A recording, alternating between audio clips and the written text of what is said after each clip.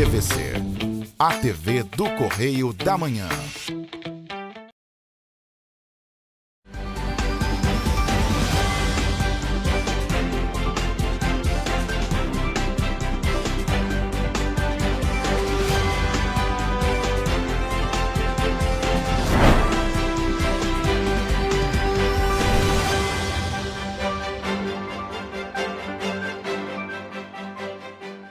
Olá, começa agora mais um Correio Petropolitano na TV, primeira edição. Eu sou Gabriel Toledo e estamos ao vivo dos estúdios da TV Correio da Manhã em Petrópolis, trazendo as principais notícias da região. Hoje é 5 de março e você vai ver a seguir. Motociclista morre em acidente na BR-040 após atropelar animal silvestre. 2 homens são presos por tráfico de drogas em Petrópolis. Polícia Civil prende o último homem envolvido no estupro de uma adolescente em Copacabana. O governo do Rio envia agentes da Defesa Civil para apoiar Juiz de Fora após fortes chuvas. Agora, no Correio Petropolitano na TV, primeira edição.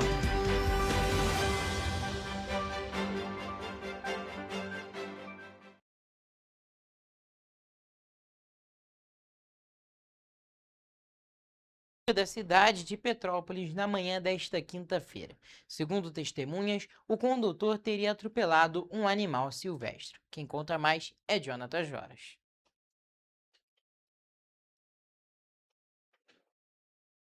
A gente teve um probleminha aqui, depois a gente volta com essa reportagem. E olha, 2 homens foram presos por tráfico de drogas em Petrópolis na noite desta quarta-feira. As ocorrências foram registradas nos bairros Castelânia e Estrada da Saudade. No bairro Castelânia, um homem foi abordado enquanto transportava 38 pinos de cocaína. Segundo a polícia, ele informou que faria a entrega da droga na localidade do Alto da Serra, onde receberia um pagamento pelo transporte. Além do entorpecente, uma motocicleta usada no transporte, um celular e R$ 28 em dinheiro foram apreendidos. Já na Estrada da Saudade, outro homem foi preso após denúncias sobre a venda de drogas na região. Durante a abordagem, os agentes encontraram uma sacola com entorpecentes. Nas buscas nas proximidades, também foram localizadas outras porções de drogas escondidas em uma área de mata. Ao todo, foram apreendidos 229 pinos de cocaína, 10 pedras de crack e 6 pequenos tabletes de maconha. Os 2 casos foram registrados na 105ª Delegacia de Polícia, onde os suspeitos permaneceram presos por tráfico de drogas. E a Polícia Civil prendeu na tarde desta quarta-feira o 4º homem maior de idade apontado como participante do estupro coletivo de um adolescente de 17 anos em Copacabana, na zona sul do Rio de Janeiro. O suspeito se apresentou na delegacia de Belford Roxo. Quem traz mais informações é a repórter Evelyn Carvalhais. Na ocasião, Bruno Felipe dos Santos Alegrete, de 18 anos, optou por se manter em silêncio e já foi encaminhado para o sistema prisional. Ainda na manhã de quarta-feira, o terceiro envolvido no crime, Vitor Hugo Simonin, de 18 anos, também já havia se apresentado na 12ª Delegacia de Polícia em Copacabana. E na última terça-feira, os outros 2 homens ligados à ação criminosa já tinham sido presos. Segundo a Polícia Civil, os maiores de idade foram identificados e indiciados por estupro. Já o menor de idade, de 17 anos, vai responder por ato infracional análogo ao mesmo crime. As investigações apontam que a vítima foi atraída até o apartamento por um colega de escola. No local, ela foi levada para um quarto, onde ficou trancada com os suspeitos. Após se recusar a manter relações com os mesmos, ela sofreu violência física e psicológica. Depois que o caso veio à tona, outras possíveis vítimas procuraram a delegacia para relatar situações semelhantes com os investigados. 2 novos inquéritos foram instaurados e as diligências continuam. Eu sou Evelyn Carvalhais para a TV Correio da Manhã. E o governo do estado do Rio de Janeiro enviou agentes da Secretaria de Estado de Defesa Civil do Rio de Janeiro para atuar em apoio ao município de Juiz de Fora, em Minas Gerais, após as fortes chuvas que atingiram a região. A previsão é de permanência da equipe enquanto houver necessidade operacional, em alinhamento com as autoridades locais e a Defesa Civil Nacional. A missão conta com 11 bombeiros militares, entre engenheiros, arquitetos e equipe de apoio, que trabalham na análise das estruturas atingidas. A operação é realizada de forma integrada com a Defesa Civil Nacional e equipes dos municípios de Niterói e Petrópolis, com a implantação de um sistema de comando de incidentes, fortalecendo a coordenação das ações e contribuindo para que as famílias afetadas possam retomar a normalidade de suas rotinas. A atuação ocorre em toda a região do município, com forro nos bairros Juscelino Kubitschek, Vila Alpina, São Benedito, Vila Ozanam, Barbosa Lage, Santa Cruz, Cerâmica e Paula Lima. A principal atividade desenvolvida é a realização de vistorias técnicas em edificações impactadas pelas chuvas, com o objetivo de avaliar riscos estruturais e garantir a segurança dos moradores. Até o momento foram realizadas 27 vistorias, que resultaram em 15 interdições por risco estrutural. Outras 15 edificações também foram visitadas, ocasião em que as equipes prestaram orientações técnicas aos moradores quanto aos riscos identificados e as medidas preventivas necessárias.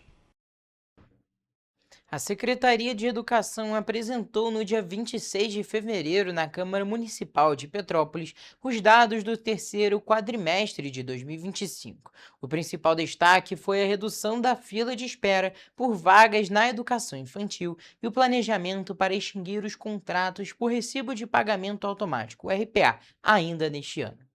A apresentação dos dados na Casa Legislativa foi conduzida pela secretária de Educação Poliana Ferrarez e pela subsecretária Ana Carolina Kapler. Também compareceram a presidente da audiência, professora Lívia Miranda, o vice-presidente Léo França e os vereadores Júlia Casamasso, Otávio Sampaio, Domingos Protetor, Tiago Damasceno, Tiago Leitiguel e Júnior Coruja, presidente da Câmara, assim como representantes da União Nacional dos Estudantes, OAB e Convoca Petrópolis, professores da rede municipal, coordenação administrativa e diretoria financeira. A Secretaria de Educação apresentou os dados do terceiro quadrimestre de 2025. O principal destaque foi a redução de filas de espera dos centros de educação infantil e o planejamento para extinguir os contratos de RPAs ainda este ano. Um dos principais pontos da apresentação foi a queda no número de crianças aguardando vagas em centros de educação infantil, os 6. Em setembro, a fila era de 1.339 crianças. Esse número subiu para 1.502 em outubro, caiu para 1.238 em novembro e chegou a 572 em dezembro. Segundo a secretária de Educação, Poliana Ferrarez, o dado de setembro motivou a abertura de um inquérito pelo Ministério Público. Nós começamos um trabalho com a equipe do Ministério Público, um trabalho responsável, um trabalho de gestão, um trabalho minucioso de vagas ociosas na rede.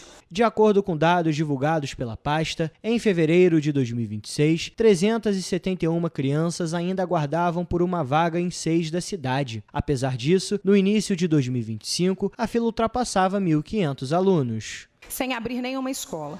Só um trabalho de gestão, olhando para a nossa rede, vendo onde tinha espaços ociosos, onde a gente podia abrir mais uma turma, com qualidade de ensino e sob a orientação, supervisão e aprovação do Ministério Público. Outro ponto debatido foi a extinção dos contratos por RPA, alvo de determinações judiciais. A Secretaria informou que trabalha no empossamento de mais concursados, com previsão de conclusão até 2 meses. Após esse processo, será feito um levantamento das carências reais da rede para novos chamamentos dentro do concurso ainda válido. Com relação a essa questão do RPA, para esse ano a gente já vai extinguir completamente o RPA, porque nós estamos fazendo 2 processos. O primeiro é o processo de empossamento dos concursados. Nós fizemos o chamamento de setembro a dezembro. Em 2 meses, não é, Marcinha? A gente conseguir fazer 571 concursados. Carências temporárias, como licenças e aposentadorias, serão supridas por processo seletivo simplificado. De acordo com a secretária, apenas cargos que não existem na prefeitura vão ficar na terceirização. Posteriormente, segundo ela, um novo estudo será realizado para resolver a questão. Outro ponto debatido foi a merenda escolar, que gerou questionamentos de vereadores em decorrência de denúncias registradas ao longo de 2025, especialmente o fornecimento de carnes. A merenda, a gente esse ano já tem um orçamento melhor para a questão da merenda, que o ano passado o orçamento foi muito pequeno. O PENAI teve um aumento do governo federal, a gente ainda vai entender qual vai ser a verba do governo federal que vai vir,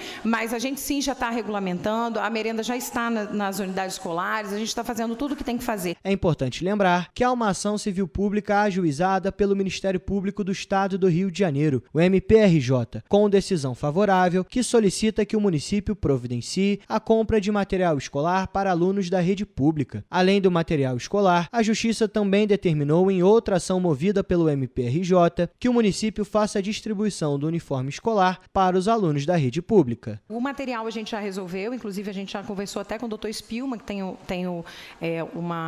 a gente tem uma ação com eles, né?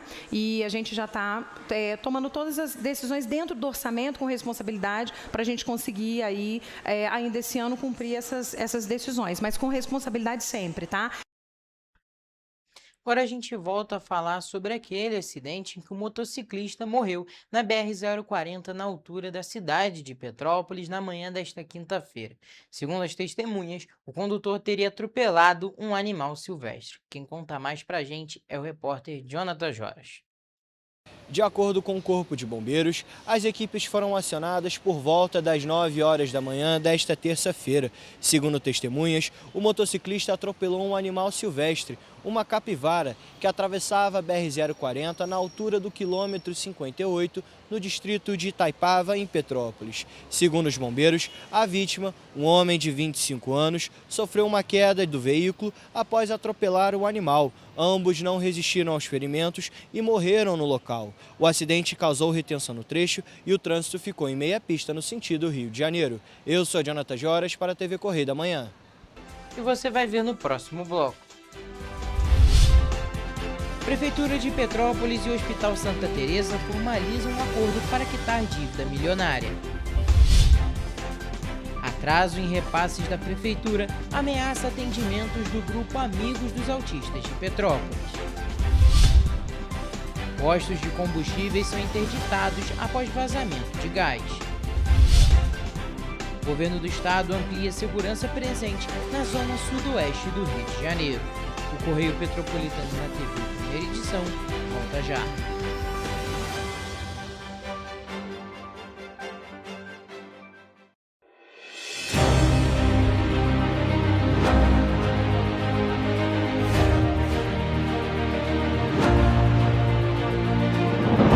Não é jornalismo de direita, é jornalismo direito. Correio Petropolitano. Tudo que seu jornal não deveria ter deixado de ser. Todos os dias, em uma banca perto de você.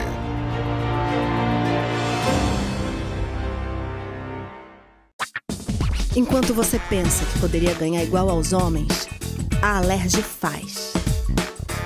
As leis que você precisa, a Alerj faz. Baixe o aplicativo da Alerj e conheça seus direitos. Petrópolis, uma cidade histórica, que agora tem um novo ponto de conexão. O Correio Petropolitano se renovou e leva o que de mais importante acontece na cidade, de maneira mais ágil e acessível. Acesse as notícias de Petrópolis de maneira rápida e prática, onde quer que você esteja. Fique por dentro dos acontecimentos da cidade, da política, da cultura e muito mais. Correio Petropolitano. A informação de qualidade a um clique de distância. Acesse www.correiopetropolitano.com.br. Antes não tinha saúde de qualidade no estado todo. Agora tem. Agora tem o Rio Imagem Baixada, que atende milhares de pessoas em toda a região. É muita gente atendida, né? E olha que tem mais. Mostra aí, Edu. Flávia, aqui tem um dos mais importantes centros de neurocirurgias do país. O Instituto Estadual do Cérebro teve a capacidade dobrada para cirurgias de tumores. E tudo gratuito, pelo SUS. E tá melhor no estado todo, certo, Gisele? Com certeza, Flávia. Antes, só alguns municípios do estado tinham ambulâncias do SAMU. Agora, todos os 92 municípios do estado têm. E ainda tem o Instituto Estadual de Olhos, com capacidade de realizar mais de 400 cirurgias e 1.000 consultas por mês. O Rio tem um governo que trabalha muito. Primeiro ele faz, depois ele mostra. Como tem que ser, né?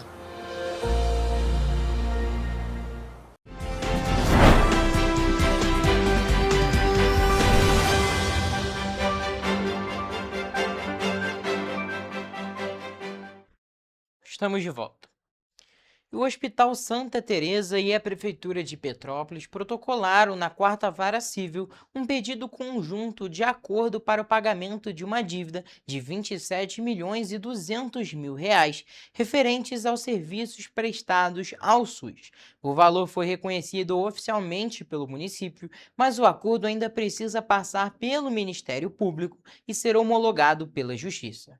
Antes da formalização, o juiz da 4ª Vara Civil, Jorge Luiz Martins Alves, autorizou no dia 10 de fevereiro o sequestro de cerca de 29 milhões das contas da Prefeitura. A decisão previa o bloqueio na modalidade conhecida como teimosinha, que permite tentativas sucessivas de bloqueio até alcançar o valor determinado. O magistrado também alertou que poderia bloquear repasses do índice de participação dos municípios, com transferência direta para a conta judicial, caso não houvesse solução. Diante do prazo dado pela Justiça, as partes chegaram a acordo dentro do período estipulado. Pelo documento apresentado à Justiça, o valor reconhecido de R$ 27.275.713 será pago em 14 parcelas mensais e sucessivas, a partir do dia 15 de março de 2026.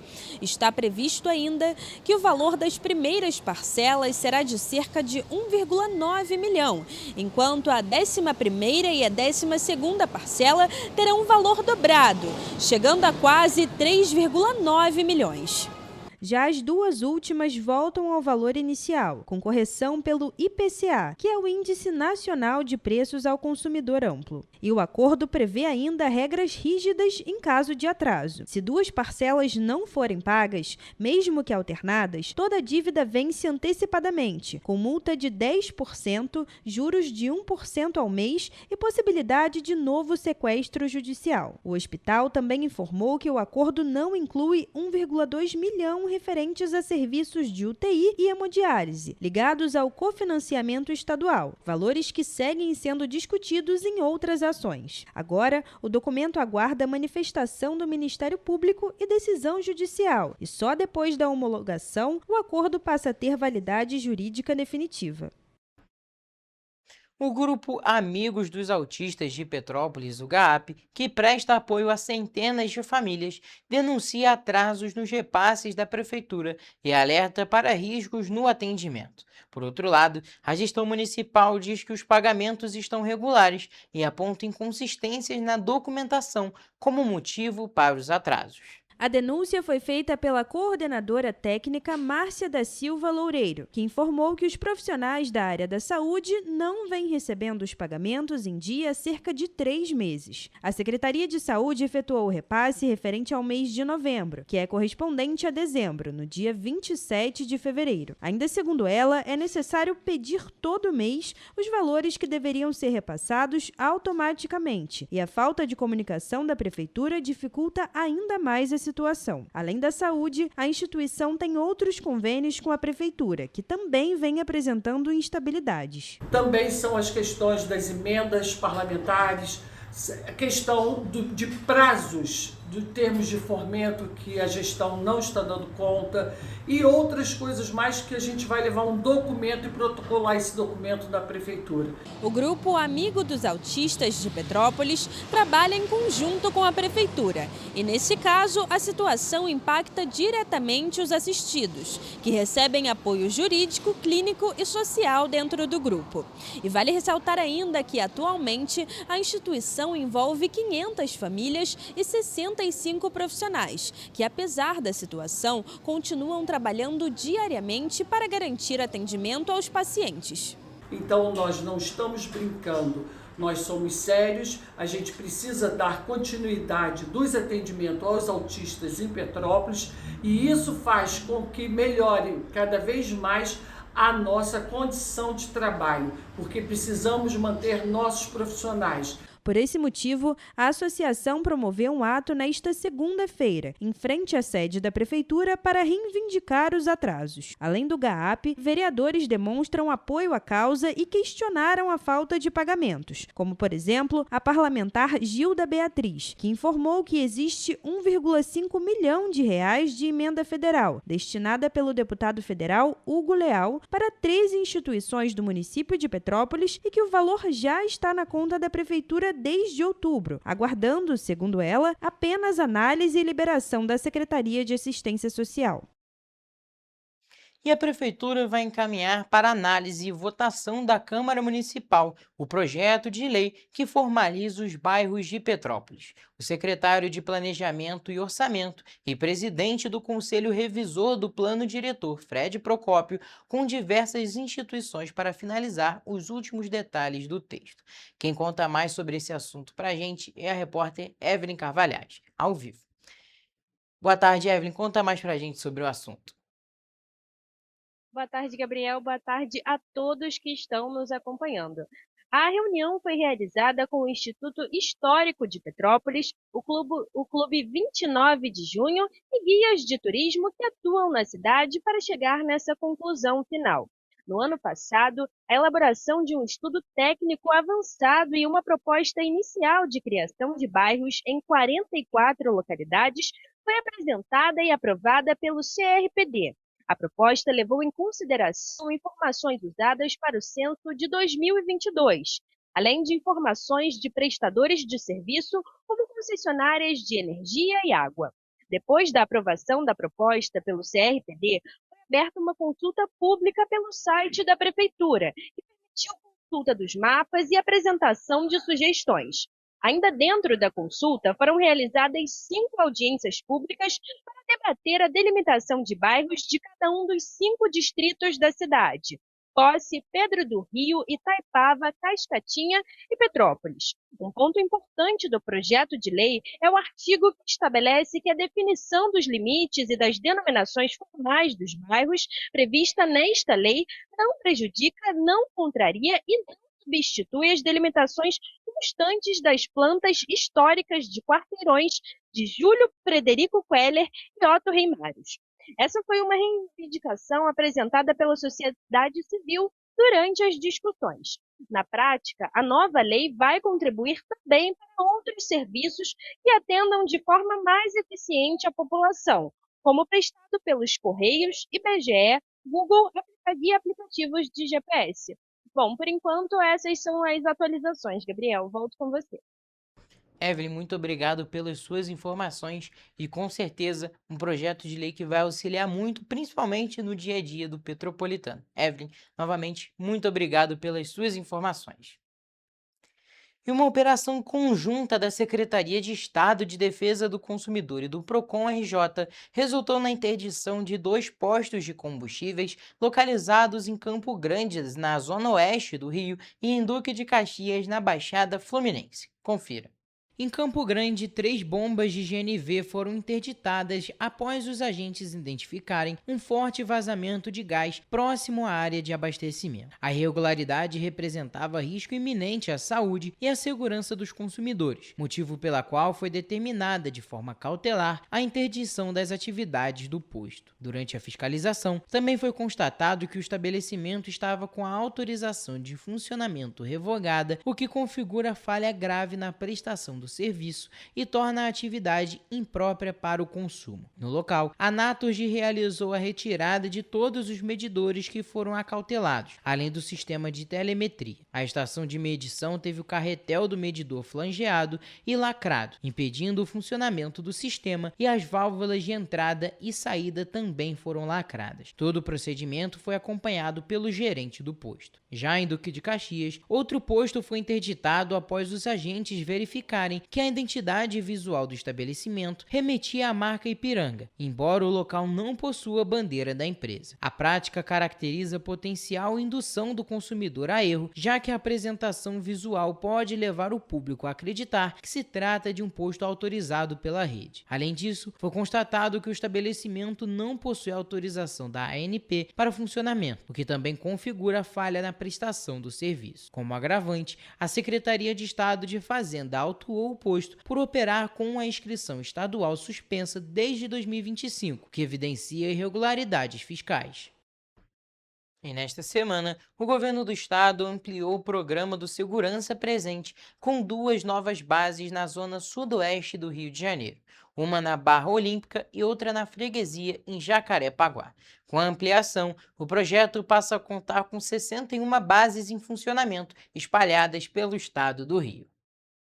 As novas unidades já estão funcionando, das 8 horas da manhã até as 8 horas da noite. A base da Barra Olímpica conta com 26 policiais e da Freguesia 22. Cada uma delas conta ainda com 2 viaturas, 4 motos e 4 bicicletas elétricas. Estamos levando ele tanto para a Barra da Tijuca, quanto para Bangu, Campo Grande, para a Baixada Fluminense, para o leste, para o interior. Enfim, é um programa que hoje deixou de ser um programa só da capital, e ele é um programa do estado inteiro. Criado em 2014, o Segurança Presente já atua em 26 municípios fluminenses. Desde então, o programa prestou assistência a mais de 420 mil pessoas em situação de vulnerabilidade, conduziu mais de 85 mil suspeitos às delegacias e contribuiu para a localização de mais de 10 mil foragidos da justiça. O trabalho ele não para, é um investimento recorde, investimento histórico, é ouvindo o cidadão, levando esse programa, que é um programa que leva lá na ponta, que leva realmente no cidadão e que a gente tem conseguido democratizar ele. Em dezembro de 2025, foram registrados 16.966 atendimentos, um aumento de aproximadamente 49% em relação a 2024. Vamos agora para um rápido intervalo e na volta, Correio Esportivo.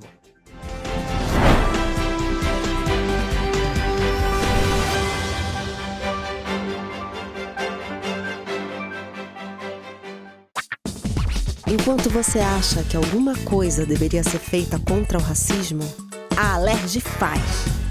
As leis que você precisa, a Alerj faz. Baixe o aplicativo da Alerj e conheça seus direitos. O estado do Rio de Janeiro é, com certeza, um estado de inspiração. Eu sou mais RJ. E você? Sou mais cultura. Sou mais emprego. Resultado de exames. Sou mais serviços. Sou mais segurança, com maior apreensão de armas, mais polícia nas ruas e planejamento para grandes eventos. O Rio de Janeiro está em alta. Para onde você olha, tem mudança acontecendo. O Rio de Janeiro é líder em óleo e gás. Temos o maior centro de diagnóstico da América Latina. Todo mundo sabe. Que orgulho viver aqui. Somos o estado que não para de crescer. Governo do estado do Rio de Janeiro. O trabalho não para. É todo dia e é de todos. Petrópolis, uma cidade histórica que agora tem um novo ponto de conexão. O Correio Petropolitano se renovou e leva o que de mais importante acontece na cidade, de maneira mais ágil e acessível. Acesse as notícias de Petrópolis de maneira rápida e prática, onde quer que você esteja. Fique por dentro dos acontecimentos da cidade, da política, da cultura e muito mais. Correio Petropolitano. A informação de qualidade a um clique de distância. Acesse www.correiopetropolitano.com.br.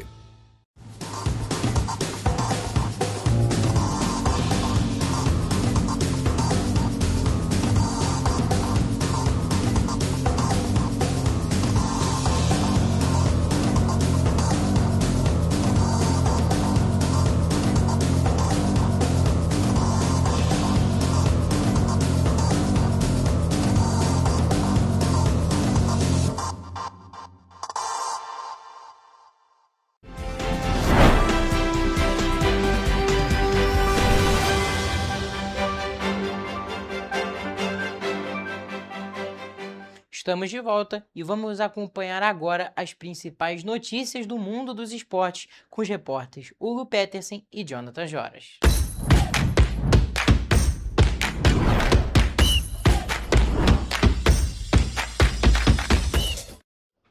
Começamos agora mais uma edição do Correio Esportivo, o momento de focar em esporte aqui na TV Correio da Manhã. E hoje vamos falar sobre futebol, tênis e Fórmula 1. E olha só, gente, nós começamos a nossa edição de hoje no mundo do tênis. Isso porque João Fonseca começou com vitória a sua campanha no Masters 1000 de Indian Wells, nos Estados Unidos. Nesta quinta-feira, o brasileiro número 35 do mundo venceu o belga Rafael Colognon, número 77 do ranking da ATP, por 2-0, garantindo a vaga na segunda rodada do torneio. Por outro lado, Beatriz Haddad Maia foi eliminada nesta quarta-feira na estreia de Indian Wells ao perder por 2-0 para a espanhola Jéssica Bouzas Maneiro, atual número 50 do mundo. A brasileira de 29 anos chega a 7 derrotas e somente uma vitória nesta temporada. Jonathan, a gente tem que destacar aqui, por um lado, muito bom a gente ver esse desenvolvimento do João Fonseca ganhando mais um jogo, ganhou recentemente mais um torneio agora no Simples, mas, por outro lado, a gente tem uma má fase muito grande da Bia Haddad desde o ano passado e que nesse ano de 2026 está pior ainda. Eu acho que a Bia Haddad, ela tem se destacado melhor nas duplas, né? Então, acho que talvez no Simples, né, ela não tenha tão bem, confesso que não sei explicar o motivo disso. Mas o destaque hoje é para o João Fonseca, que é um jovem e já é uma realidade. Até pouco tempo ele era uma promessa. E em tão pouco tempo, com 18 anos, ele é uma realidade do tênis mundial, né? E como sempre, o Brasil tendo seus representantes. A gente teve o Guga, a gente teve outros atletas brasileiros no mundo do tênis e o João Fonseca aí sendo o nosso representante no Brasil. Certamente é um grande representante aqui do Brasil. Ele cada vez mais se desenvolve. É claro, tem a questão das oscilações, que é algo comum com a idade dele, apenas 18 anos, ele é um tenista muito novo mesmo, mas que ele cada vez mais vai ganhando casca, vai ganhando torneios, vai ganhando partidas e vai se desenvolvendo nesse mundo do tênis que cobra tanto, que é tão difícil, é tão complicado, né? Porque a gente destaca que muitas vezes no futebol, vamos botar aqui de exemplo, porque é o esporte que a gente mais comenta, a gente tem um jogo da volta, a gente tem o restante do campeonato. No tênis, se você perde uma partida, muitas das vezes você já se despede daquela competição. Então tem muito menos chance para erro, mas ainda assim os tenistas estão conseguindo voltar, estão conseguindo se reerguer, não no mesmo torneio, mas no torneio seguinte, no torneio depois. E a gente torce para essa oscilação que está acontecendo com o João Fonseca, que ele está conseguindo sair por cima, volte a acontecer com a Bia Haddad também. É claro, é uma tenista que está se desenvolvendo ainda, é um pouco mais velha, tem 29 anos, mas ainda tem muito espaço para evolução nesse mundo do tênis. A gente sabe que tem muitas questões ali de preparação emocional, preparação psicológica, que ela mesma já comentou que é um tópico complicado, e é complicado para todos os esportistas de todas as modalidades, e que a gente torce, é claro, para que ela consiga superar isso, para voltar a ter todo esse destaque, que quando ela surgiu foi um grande fenômeno também. E a gente torce para que isso volte a acontecer. E eu acho que tem um outro ponto a destacar em relação ao João Fonseca. Ele tem 18 anos. Até pouco tempo ele era um adolescente, né? Então a gente tem que também dar um pouco de espaço para ele. E essa questão do emocional, já falando da Bia Haddad, é assim, isso atinge qualquer atleta em qualquer esporte, né? A gente vê isso muito no futebol, claro, que é o esporte que tem mais destaque no mundo, mas no tênis, por exemplo, a Bia Haddad sempre teve esse discurso do emocional e etc. Enfim, a gente, claro, torce sempre para o atleta estar bem. E a gente também tem que entender que quando o atleta não está bem, tudo bem, tem muita gente que cobra e tal, acho isso não tem cabimento. Mas a gente, claro, fica feliz com o João Fonseca e vamos torcer para a Bia Haddad melhorar. Exatamente. E só para finalizar, até eu acho importante a gente destacar essa questão dos atletas, essa questão mental, da questão emocional, é que antes da pessoa ser atleta, é um ser humano. Exatamente. Então, todas as pessoas têm momentos ruins, têm momentos complicados, e a gente tem que dar o apoio. A gente, é claro, a gente muitas das vezes passa do ponto na cobrança, claro. Mas a gente tem que estar aqui para apoiar, porque é um representante, a pessoa já está lá nesse mundo do tênis que, como a gente já falou, ele cobra tanto, ele é tão complicado. E a gente tem que dar esse apoio, dar esse respaldo também para que as pessoas consigam prevalecer em todas as categorias. Agora saindo das quadras e indo para os campos, depois daquela loucura da demissão no início da semana, o Flamengo anunciou oficialmente a contratação do técnico Leonardo Jardim para o comando do rubro-negro até dezembro de 2027. Mas antes do anúncio oficial do Flamengo, o seu rival Vasco anunciou também Renato Gaúcho no comando do Cruz Maltino até o final da temporada. O treinador chegou com uma grande missão após um péssimo início de campeonato brasileiro do time, que tem apenas 1 ponto em 4 jogos. Jonathan, a gente começa aqui falando do que aconteceu primeiro, então a gente começa falando, é claro, da questão do Renato Gaúcho no Vasco. É um grande treinador, um treinador já muito provado no futebol brasileiro e que agora está voltando para treinar o Vasco, sua terceira passagem, inclusive ele está há 18 anos sem treinar o Vasco, mas ainda é o técnico que mais treinou o time, treinou por mais partidas nesse século XXI. E o Renato, como sempre, né, com as suas declarações polêmicas na coletiva de imprensa, e eu acho que, assim, como você falou, ele é mais que provado. Eu acho que a gente não tem muito o que falar sobre o Renato Gaúcho na parte técnica, futebol ali, né, Cláudio? Como jogador, é indiscutível, mas eu digo assim, como treinador. Ele, campeão de Libertadores, campeão de Copa do Brasil, quase foi campeão brasileiro com o Grêmio recentemente.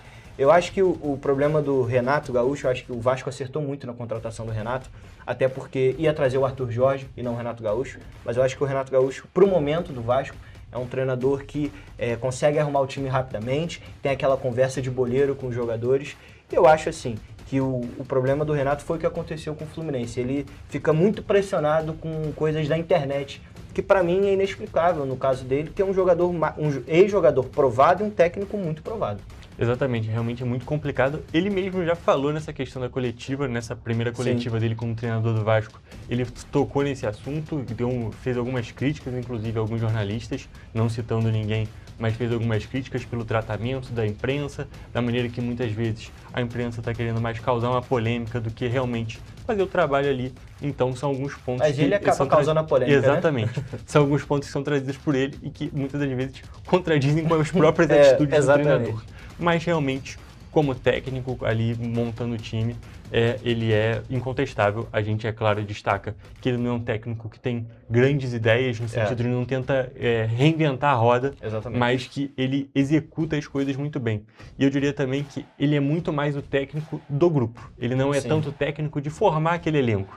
Ele não vai contratar os melhores jogadores, por exemplo, mas ele pega os jogadores que tem e consegue fazer eles performarem da melhor forma possível, montar o melhor elenco possível. E um exemplo claríssimo disso e muito recente, que é do último trabalho dele, é a questão do Fluminense ter chegado na semifinal do Mundial de Clubes com um elenco que teve muita dificuldade em outros momentos da temporada com outros treinadores. Então a gente pode perceber que realmente ele consegue fazer os jogadores terem um melhor desempenho, pelo menos nesses últimos trabalhos dele. E tem uma outra coisa, né, Hugo? Eu acho que o Renato Gaúcho, fora o Fluminense, o Grêmio, que foi campeão da Libertadores, tinha um time que, assim, não era um time nada demais, assim, era um time tecnicamente muito inferior a outros que estavam na competição e, por conta muito do Renato, o time foi campeão. Léo Moura, já final de carreira, tinha outros jogadores já em fim de carreira e mesmo assim foi campeão. Claro, tinha o Luan ali jogando demais. Temporada mágica dele. Exatamente, que é uma coisa inexplicável o que aconteceu depois com ele. Mas, pra você ter ideia, esse trabalho do Renato no Fluminense foi tão marcante que a vitória contra o Al Hilal foi a última derrota do Al Hilal nos últimos jogos. Então o Al Hilal vem ganhando vários jogos e a última derrota foi contra o Fluminense. Exatamente, e isso mostra, isso aconteceu em vários momentos, então assim, o Renato Gaúcho realmente é um técnico muito provado no futebol, principalmente aqui no futebol brasileiro, e é um grande treinador e que tende a revitalizar esse elenco do Vasco. Ele é o cobra da bola, né? Exatamente, ele tende a fazer esse time do Vasco voltar a performar, que tem vários jogadores de qualidade, mas que não estavam conseguindo ir bem. E agora, saindo do Vasco, indo para o rival, indo ali para a Gávea, vamos falar do Flamengo, que aí a gente já tem um técnico que tenta fazer o oposto do Renato Gaúcho. Ele realmente tenta reinventar o futebol, que é o Leonardo Jardim. O Leonardo Jardim fez um grande trabalho no Cruzeiro. O Cruzeiro não estava bem com, claro, o Fernando Diniz, né? O Fernando Diniz acabou de ser demitido do Vasco, mas ele chega no Cruzeiro e ele consegue fazer com que o time tenha aquele jogo rápido, ofensivo, o time se arma rápido, rapidamente chega no ataque. Então, acho que o Cruzeiro no ano passado, né, comandado pelo Leonardo Jardim, foi a grande surpresa, porque a gente tinha um time com o Fernando Diniz que era estranho, um time que, aquela coisa do Diniz, toca a bola, não sei o quê, até determinado ponto é muito bom, mas o Leonardo Jardim fez um trabalho com que o time do Cruzeiro fosse efetivo, o que não é hoje em dia, por exemplo. Exatamente, o time do Cruzeiro hoje em dia com o Tite está sofrendo muito com efetividade e com todos os aspectos, inclusive muito estranho esse trabalho do Tite no Cruzeiro. Sempre foi um grande técnico, um técnico muito constante. Nunca foi o técnico do futebol bonito, mas sempre foi o técnico dos resultados. Né? Exatamente. E agora está penando bastante. Mas voltando a falar do Flamengo, eu diria que a situação, a missão dele é muito mais complicada do que a do Renato Gaúcho, não por conta dos elencos, não por conta do time, porque o time do Flamengo é infinitamente melhor que o time do Vasco. Só que ele já chega pressionado após a demissão do Felipe Luiz e a aparente expectativa dessa diretoria do Flamengo, que é ganha todos os jogos aí, senão eu vou te demitir. E é uma situação realmente muito complicada para ele. Mas tem um elenco muito forte, tem um elenco muito bom, e a gente vai ver aí, nesses próximos tempos, como é que o time vai performar. Mas vale destacar que, como você mesmo disse, é um time da transição rápida, daqueles contra-ataques, e o Flamengo não tem um time muito nesse sentido, um time muito forte nesse sentido, porque tem alguns jogadores que não têm essa característica. Exemplo claro disso, o próprio Arrascaeta, que não é um jogador muito rápido, grande jogador, melhor jogador do futebol brasileiro. Né? Exatamente. E o ataque, principalmente, o atacante, o centroavante, aí eu acho que é a peça mais complicada, que eu quero ver o que ele vai fazer, porque o Pedro, que é o camisa 9 do Flamengo, é tudo menos isso. O Flamengo, inclusive, tentou contratar o Caio Jorge e não conseguiu. Então, a gente vai ver aí como é que vai ser essa performance do time do Leonardo Jardim, que já tem o primeiro desafio contra o Fluminense na final do Carioca. E uma coisa do trabalho do Leonardo Jardim, que ele usa muitas laterais, né? O Flamengo tem alternativas nas laterais, tem o Ayrton Lucas, que é um jogador extremamente rápido, ele é muito velocista, porém tem problemas graves defensivos. Então talvez ele use muito dos laterais, como ele usava no Cruzeiro. E o problema é que, por exemplo, o Flamengo tem bons laterais, mas lentos. O Danilo, apesar de jogar de zagueiro, ele é um lateral mais lento hoje em dia, né? O Varela, um lateral mais lento. Mas eu acho que assim, tem tudo para dar certo, é um grande treinador e um grande time. Exatamente. E só para a gente finalizar, vamos só voltar nessa questão da final do Carioca, agora aí vamos falar um pouquinho de expectativa, né? Eu ainda acho que, levando em consideração o elenco dos dois times e principalmente o jeito que esses elencos estão performando, eu acho que pela primeira vez em algum tempo o Flamengo chega na final do Carioca não sendo favorito. Diria que o Fluminense está, pelo menos, um pouco à frente do time, porque o time, a gente pode destacar que é bem pior, mas de momento, a gente diria que o Fluminense está mais à frente do Flamengo. Eu acho que muito pelo trabalho do Zubeldia, que tem feito desde o meio do ano passado, desde a saída do Renato, né, tem feito um trabalho muito bom no Fluminense. Ele conseguiu encaixar o time rápido, ele conseguiu fazer com que o time jogasse, seja efetivo, né, seja objetivo. E eu acho que realmente, pela primeira vez depois de anos, o Fluminense chega um pouco mais favorito. Pela qualidade técnica do Flamengo, não é tão favorito o Fluminense. Mas, pelo momento, um treinador que está chegando agora, no caso é o do Flamengo, eu acho que é muito parecido até com o Campeonato Carioca de 2022, que era o Vitor Pereira recém-chegado, enfim. Mas eu acho que o Fluminense tem grande chance de sair campeão carioca domingo. E olha só, gente, agora ainda falando de expectativa, mas trocando de esporte, o mundo do automobilismo começa a vibrar neste fim de semana com o início da temporada de 2026 da Fórmula 1. Na madrugada de sábado para domingo, começa mais um ano com mais uma corrida da categoria principal dos esportes a motor, agora com um novo regulamento que promete mexer muito no grid, já nesse primeiro prêmio, o Grande Prêmio da Austrália. Jonathan, aqui a gente vai falar um pouco mais da cabeça mesmo, porque a gente, é claro, teve a transmissão dos testes de pré-temporada, mas muitas vezes as equipes escondem o jogo, não mostram exatamente a performance dos carros, para justamente não entregar quem é a melhor de todas. Mas, até o momento, pelo que a gente viu nesses primeiros momentos, a Ferrari e a Mercedes se apresentaram como as principais equipes, as principais forças para essa temporada de 2026, que está muito diferente, os motores são novos, os carros são completamente diferentes do ano passado, então tem tudo para mexer. Mas eu diria, só para fazer, falando de expectativa, né, dando nosso chute, eu diria que um dos dois pilotos da Ferrari vai ser o vencedor desse Grande Prêmio da Austrália. Eu ainda acho que vai ser o Leclerc, só porque está recém-casado, fez um casamento muito bonito, um casamento muito icônico. Aí eu acho que ele vai fazer essa primeira vitória e ainda vai dedicar para a esposa. Cara, eu vou te falar, eu particularmente gosto muito do Hamilton e eu acho que ele pode até meio que um last dance para ele, né? Ano passado, na temporada passada, ele não teve, o carro não ajudou ele, de fato.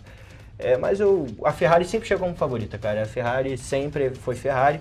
Eu acho que a McLaren também tem grande chance de entrar aí como favorita. Mas eu acho que Vamos ver, né? Se for levar essa parte do casamento, eu vou com você.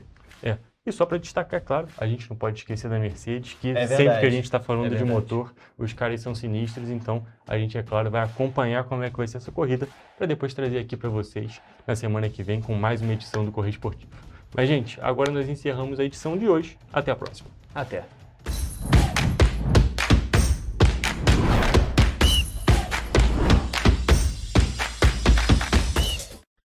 E você vai ver no próximo bloco. Filhote de gato do mato, espécie ameaçada de extinção, é flagrado em Nova Friburgo. O Correio Petropolitano na TV primeira edição volta já.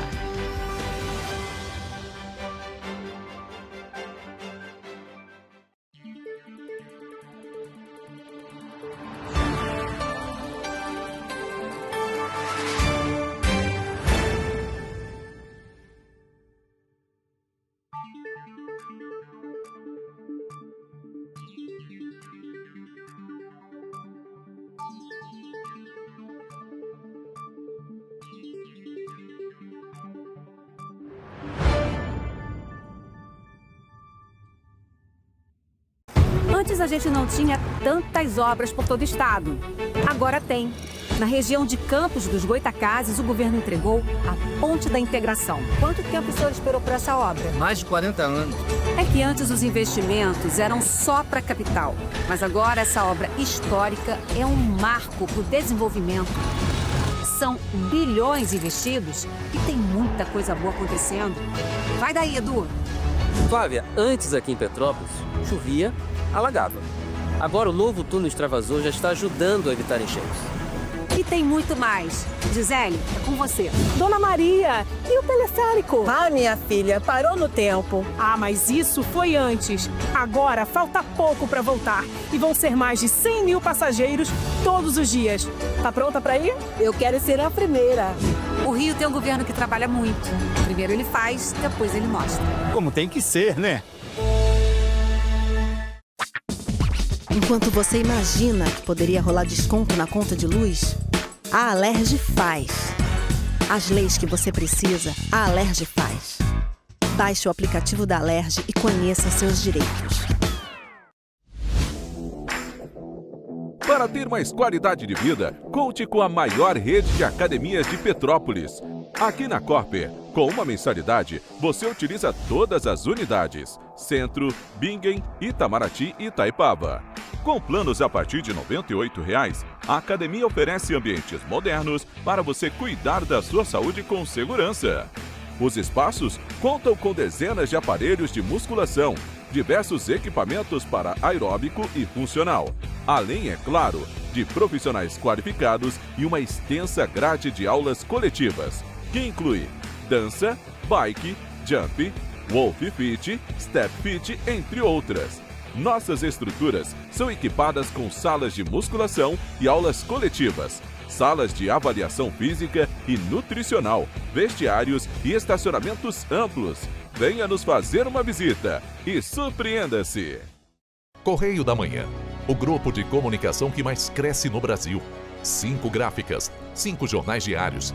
Correio da Manhã, Correio Nacional, Distrito Federal, Sul Fluminense, Petropolitano e agora Correio da Manhã São Paulo. Além do Jornal da Barra, Jornal de Turismo, Revista O Cruzeiro, TV Correio da Manhã e estúdios próprios. Grupo Correio da Manhã. Informação com tanta credibilidade que é impressa todos os dias.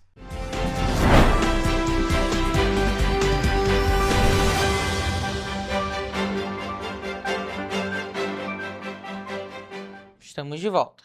E um filhote de gato do mato, espécie ameaçada de extinção, foi registrado por câmeras instaladas no Parque Estadual dos Três Picos, em Nova Friburgo, na região serrana.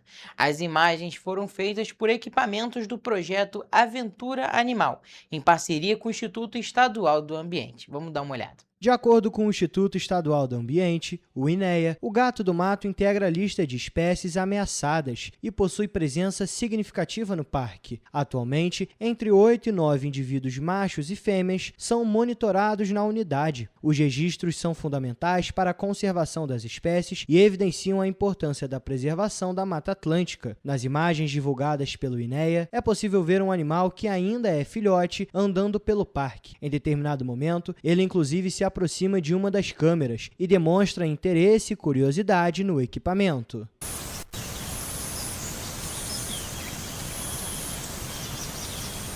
O registro ocorreu através de câmeras instaladas no Caledônia, no Parque Estadual dos Três Picos, em Nova Friburgo.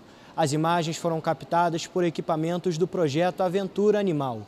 O gato do mato pequeno é um felino de hábitos noturnos e solitários, sendo encontrado no Brasil, Uruguai, Paraguai, Argentina e Bolívia.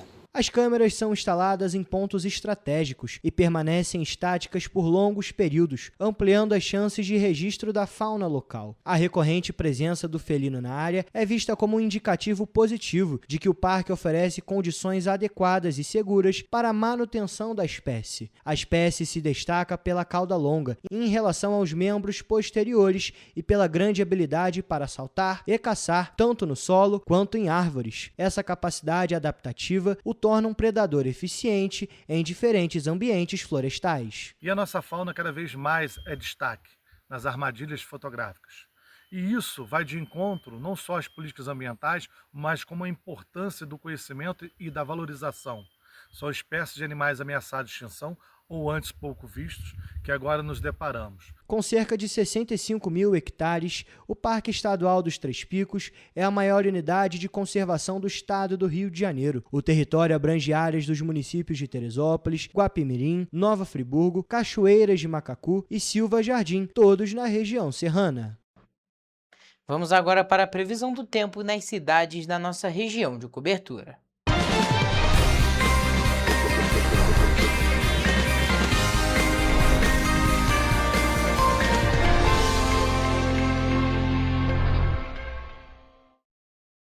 E amanhã já é sexta-feira e a gente precisa saber como é que vai ficar a previsão para amanhã, para aproveitar principalmente. Por isso a gente já está ao vivo com a repórter Evelyn Carvalhais, que traz mais informações para a gente. Boa tarde, Evelyn. Então, fiquei sabendo já que vai chover em todas as cidades da nossa região de cobertura, mas conta mais para a gente. Boa tarde, Gabriel. Boa tarde a todos que estão nos acompanhando. Eu já adianto que não vai ser muito diferente dos últimos dias, né? Do que a gente tem experimentado em relação ao tempo nos últimos dias. Mas, como de costume, começando a nossa previsão do tempo por Nova Friburgo, o sextou na cidade vai ser parecido com essa quinta-feira. A previsão é de sol com muitas nuvens. Durante a tarde e a noite pode ter pancadas de chuva e os termômetros variam entre mínima de 17 e máxima de 25 graus.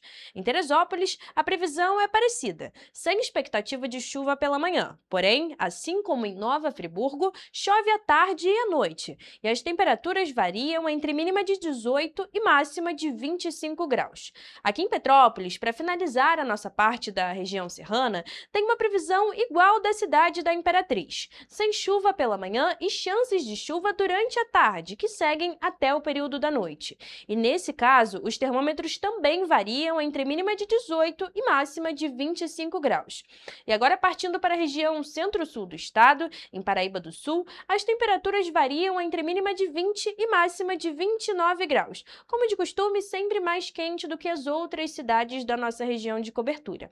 Por lá, o dia vai ser de sol pela manhã, com pancadas de chuva que começam à tarde e vão até o período da noite. Já em Três Rios, o dia fica igual ao Paraíba do Sul, sem chuva no período da manhã, mas assim como em todas as cidades da nossa região de cobertura, chove já à tarde, que também segue até o período da noite. E os termômetros em Três Rios variam entre mínima de 20 e máxima de 30 graus. Então, como de costume, essas cidades da região centro-sul registram normalmente as temperaturas mais altas. Aqui a gente ainda está naquela mínima, onde a máxima ali é uns 25 graus. Como eu disse, nada muito diferente do que a gente está experimentando, né? O verão ainda ainda não está se despedindo da forma que eu, pelo menos, gostaria, que é uma estação que eu gosto bastante, mas está mais amena, né? Vamos ver o que a gente vai ter aí para os próximos dias. Mas para essa sexta-feira, são essas as informações, Gabriel. Evelyn, muito obrigado pelas suas informações. E é isso. Para esse sextou dá para aproveitar, mas ainda tem aquela chancezinha de chuva. Ou seja, é muito importante sair de casa preparado, sempre com aquele guarda-chuva na bolsa, na mochila, para a chuva, no caso, não pegar ninguém de surpresa. Em relação às temperaturas mínimas ainda um pouco mais baixas, principalmente levando em consideração que a gente está no verão. Mas, Evelyn, muito obrigado pelas suas informações. E essa foi a nossa previsão do tempo para as cidades da nossa região de cobertura.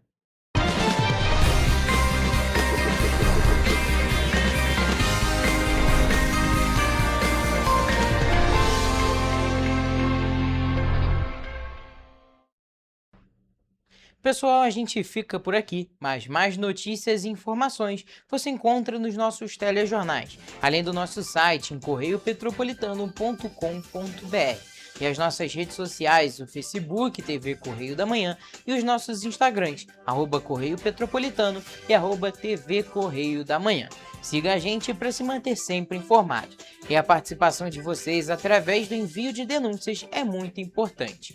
Essas denúncias podem ser enviadas através do nosso e-mail tvccorreiodamanhã@gmail.com ou para o nosso WhatsApp no DDD 24 99248 3167. O Correio Petropolitano na TV primeira edição fica por aqui, mas amanhã a gente tá de volta.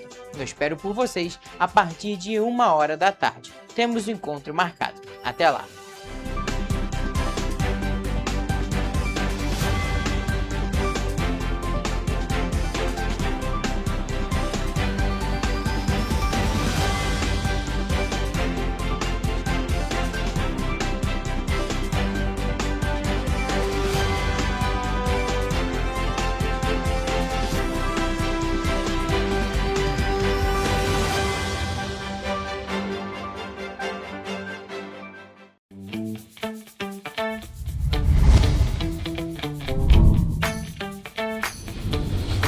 TVC, a TV do Correio da Manhã.